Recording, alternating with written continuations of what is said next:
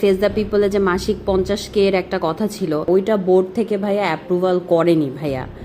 So এই জন্য একটু পেন্ডিং আছে ভাইয়া। না, এই পেন্ডিংটা যদি পেন্ডিংই থাকে তাহলে আমি বলে দিই, কারণ এটা তো পেন্ডিং থাকা উচিত না, যেহেতু আমি একটা ছোট্ট বিষয়টা, এটা বিশাল কোনো বিষয় না। সাংবাদিকতার আড়ালে চাঁদাবাজি ও ফেস দ্য পিপলের হলুদ সাংবাদিকতার শিকার মানবতার সেবায় নিয়োজিত প্রতিষ্ঠান মাসতুল ফাউন্ডেশন।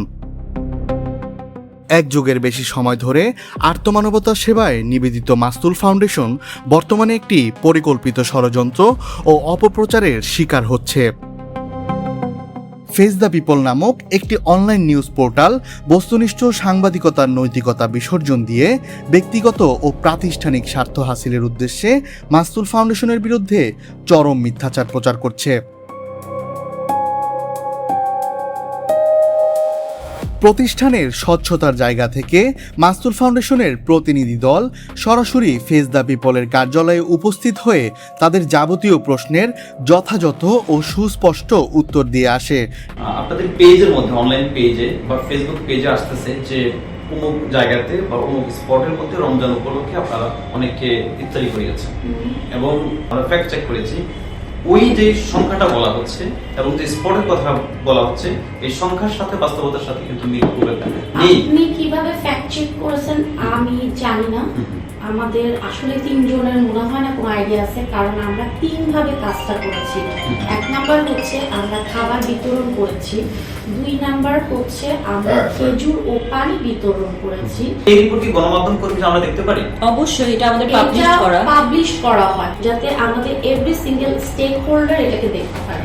ঠিক ওই দিনই ফেস দ্য পিপলের সাইফুর সাগর নিজে মাসতুল ফাউন্ডেশনের কাছে মাসিক 50,000 টাকা সহযোগিতার নামে চাঁদা দাবি করেছিল।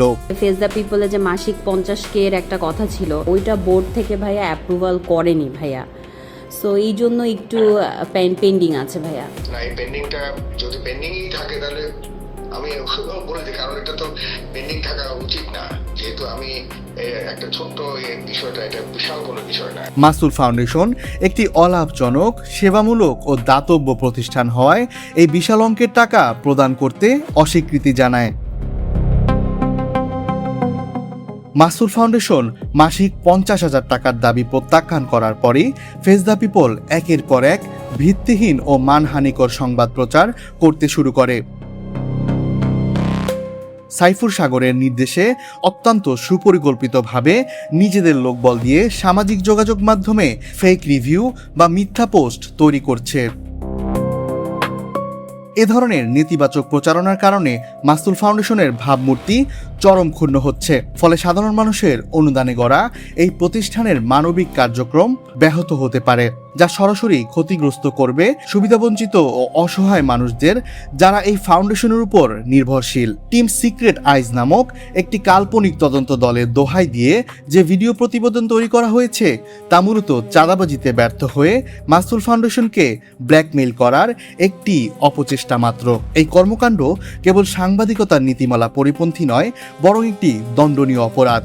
একজন স্বার্থান্বেষী ব্যক্তির এই মিথ্যা অভিযোগ ও অপপ্রচারের কারণে হয়তো থেমে যেতে পারে হাজারো মানুষের বেঁচে থাকার লড়াই, বন্ধ হয়ে যেতে পারে অগণিত অসহায় মানুষের আশ্রয়ের শেষ ঠিকানাটুকু।